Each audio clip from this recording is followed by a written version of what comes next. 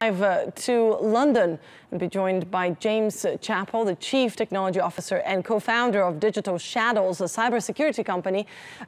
James, thank you so much for joining us. Could you please explain to our viewers, what do we know about ransomware and how exactly it operates?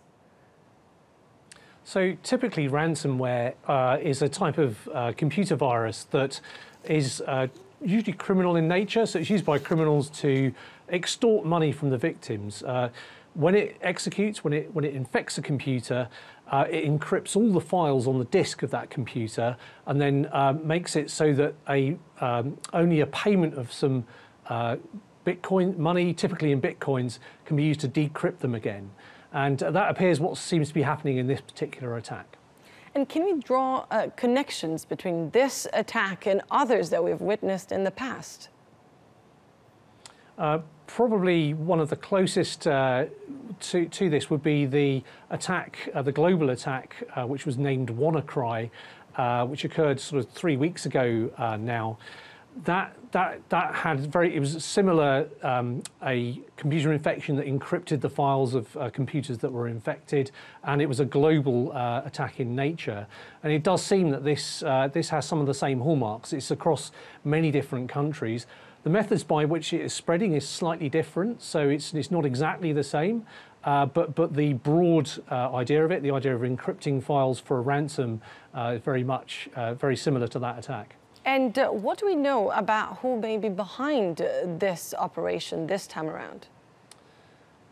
So it is interesting. There's a great deal of speculation, as you might expect, and it is very definitely an unfolding story at the moment. I think we'll see more analysis on this over the coming week or so. Right now, we know that there was an attempt to extort money. That would suggest a criminal.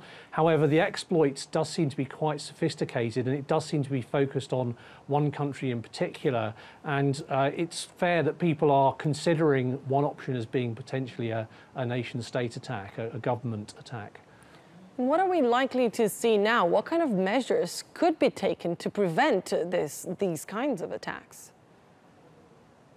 So the whole community right now is looking at how this has been spreading. There is one suggestion that the same original infection vector that we saw with WannaCry, which exploited via an SMB file sharing attack.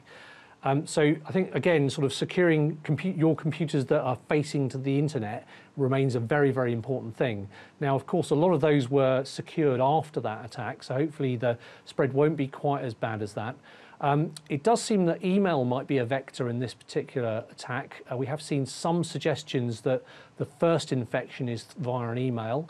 And then really just keeping your computers secured and updated on your business networks is a very good thing to do. And of course, using antivirus software, no matter what you might hear about antivirus, it is still quite an effective means of spotting some of these attacks. And all of the antivirus companies will be working right now to make sure that they can effectively detect and stop this attack. James Chappell from Digital Shadows, thank you very much for that.